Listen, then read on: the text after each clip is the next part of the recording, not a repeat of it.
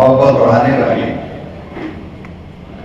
ज्यादातर लोगों का दिल ये करता है कि लोग प्यार मोहब्बत से खुलूस के साथ इकट्ठे रहें। क्योंकि हम लोग राजनीतिक कार्यकर्ता हैं तो हम लोगों के दिमाग में हमेशा एक बात चलती है कि जब ऐसे लोगों की जिनकी मदद हो रही हो तो दूसरे लोगों की मदद कौन करता है वो देखना चाहिए।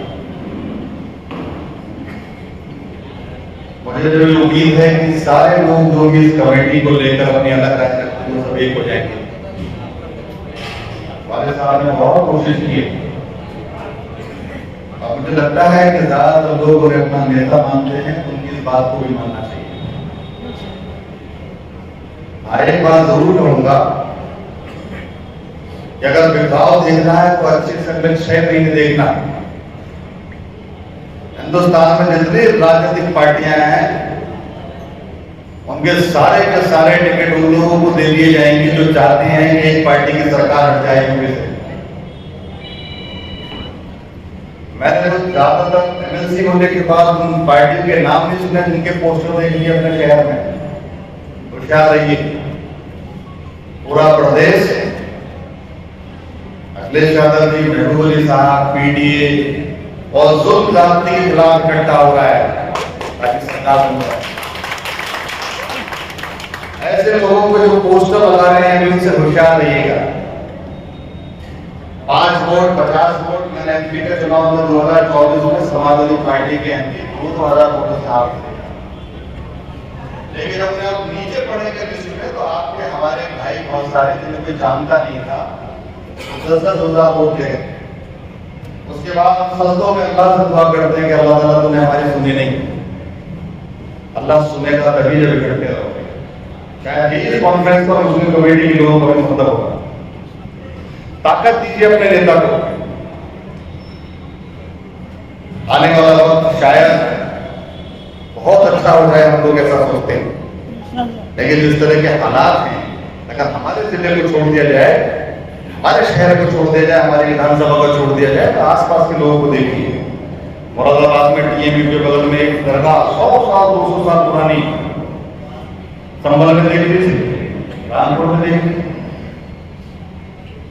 तो अगर इकट्ठे रहना है तो सबको दिल से रहना पड़ेगा। और मैं फिर से कहता हूँ, होशियार रहा करिए उन लोगों से। महबूब अली साहब लड़ रहे हैं भारतीय जनता पार्टी से, जो महबूब अली साहब से लड़ रहे हैं बाकी सारे लोग, उन लोगों से खासतौर पर होशियार रहिए। आप अपने आप इकट्ठे हो जाएंगे और इकट्ठे हो जाएंगे तो आपकी इज्जत जिसके लिए आप हम सब साझा होकर दुआ करते हैं वो आप सुन जाएगी। और ताकत से दुआ मिलती है और राजनीति में राजनीतिक ताकत से दुआ मिलती है लोकतंत्र में। तो मुस्लिम कमेटी के साथ भी इकट्ठा हुई, मजहब ने जो बताया उसके लिए भी इकट्ठा हुई, पाक ने जो बताया उसके लिए इकट्ठा हुई और सियासी तौर पर भी इकट्ठा होकर अपनी सरकार बनाई। ताकत दीजिए महबूब अली साहब को रखने ताकि उस ताकत का बंटवारा सब में हो सके और सबका फायदा हो सके, सबकी इज्जत हो। और तो माजूम के साथ दुनिया बहुत बड़े लोग मेरे साथ बैठे हैं और सामने बैठे हैं। तो फिर से गुजारिश कर रहा हूँ, हम लोगों को सब जानते हो, आप हम लोगों के साथ रहिए, मदद करिए, नेता के फैसले के साथ रहिए। इंशाअल्लाह सब मिलकर उन्हें हटाएंगे जिन्हें आप सब दिल से हटाना चाहते हैं। बहुत बहुत शुक्रिया। अस्सलाम वालेकुम। बहुत बहुत शुक्रिया एमएलसी साहब। अब स्टेज कीजिए हमारे सरपरस्त की इजाजत से, जयकार चेयरमैन साहब और सरपरस्त नाज़िर सिद्दीकी आसिफ रशीद साहब की इजाजत से मैं सदर विधायक पूर्व मंत्री लोक लेखा समिति के चेयरमैन को बड़े एहतराम के साथ बुला रहा हूँ माननीय मंत्री महबूब अली साहब को। मैं एक बात भूल गया था, मुस्लिम कमेटी आपको ये यकीन दिलाती है पूरी अपने सरपरस्तों की मौजूदगी में कि कौमी मिली जितने मसाइल होंगे मुस्लिम कमेटी के सामने जितने भी आएंगे तो माननीय महबूब अली साहब मंत्री जी यहाँ मौजूद हैं तो यकीन दिलाते हैं कि हर एक काम को मंत्री जी से हम मनवा के और करवा के दम देंगे। कोई काम दिल्ली और कौमी ऐसा नहीं बचेगा इस शहर के लिए जो मिल्लत के फायदे का ना हो। मुस्लिम कमेटी आपको यकीन दिलाती है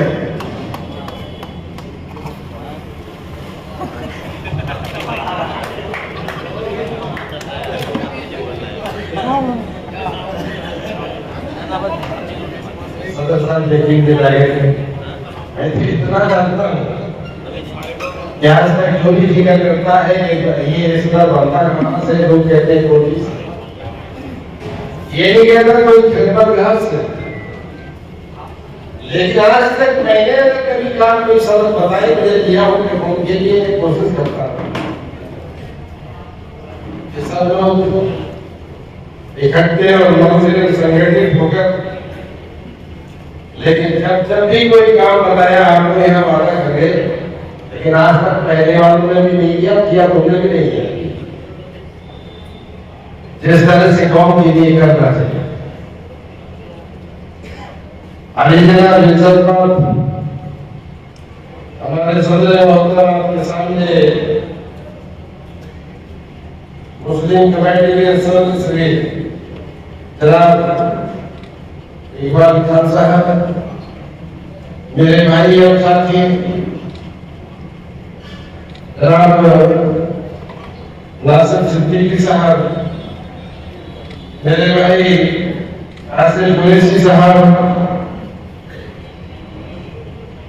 मौसम खान साहब,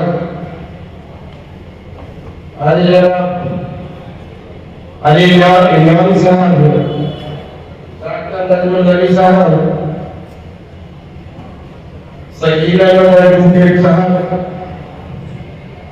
नईमुल हक साहब, खुर्शीद हैदर साहब, चंदन बेगमी साहब,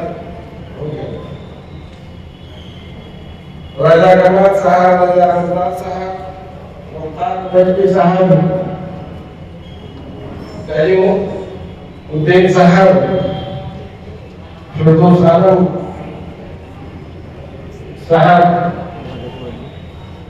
हकीम शौकत अली साहब, शौकीन सैफी साहब, सिद्दीकी साहब सामान्य, अली जनाब हमारे भाई चौधरी निकार साहब, सामान्य शहर के नौजवानों और बुजुर्ग साथियों, अस्सलाम वालेकुम। आज जिस तरह से कौमी मिली इत्तेहाद यानी कि पहले से विजय हुएगा का प्रोग्राम चलो कमेटी का नई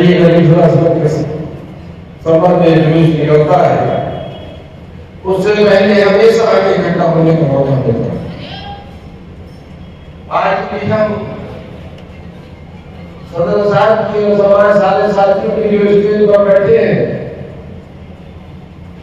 वो प्रोग्राम आज भी है उसी तरह से है कि सब लोग इकट्ठा होकर जुलूस कैसे निकलेगा, कहाँ कहाँ कब से होंगे, किस रास्ते से गुजरकर उसकी व्यवस्था उसका इंतजाम कैसा होगा, और ज्यादातर एक नजर यही रहती है कि हमारा संबंधित अधिकारियों के माध्यम से अगर कहीं कोई दिक्कत वगैरह से आती है तो मेरी जिम्मेदारी है कि आप उसे देखूंगी और कहीं कोई समस्या है तो इसका निदान करने का प्रयास।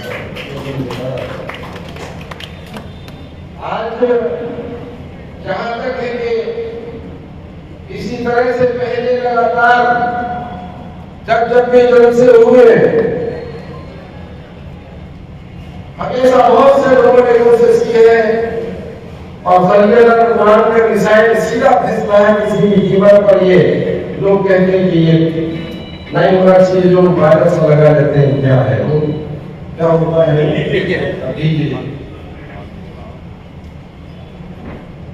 कोशिश करिए, ये फितना है। वैसे कहीं ऐसा लगे कि आप अल्लाह के बहुत करीब हो जाएंगे, कहीं ना कहीं कोशिश करें कि तो बेहतर रहे कि उससे दूर रहें। लेकिन अगर ये समझते होंगे यहाँ इसका जरूरी है हमारी कौम के हित में, तो लगा लीजिएगा इंशाअल्लाह हम उसे भी देंगे। लेकिन कोई ऐसी परेशानी आपको कहीं भी किसी स्तर पर नहीं आएगी, हम ये भी एहसास करते हैं। आज इस तरह के हालात हैं पूरे प्रदेश और देश में, पहली बात ये बात सही है कि कोई छिपा नहीं है, कोई चीज नहीं छिपी, कहीं भी जरा सा एक तरफ तो वो लोग हैं कि जिस तरह से आप इकट्ठा होकर, संगठित होकर, मुत्तहिद होकर इस हंसे की व्यवस्था की इंतजार के लिए बैठे हैं, उस तरह से दूसरे लोग भी चाहते हैं कि किसी तरह से कहीं ना कहीं जैसे हालात है प्रदेश में संगठित होती है और जिसके साथ होती है ये हर आदमी जानता है।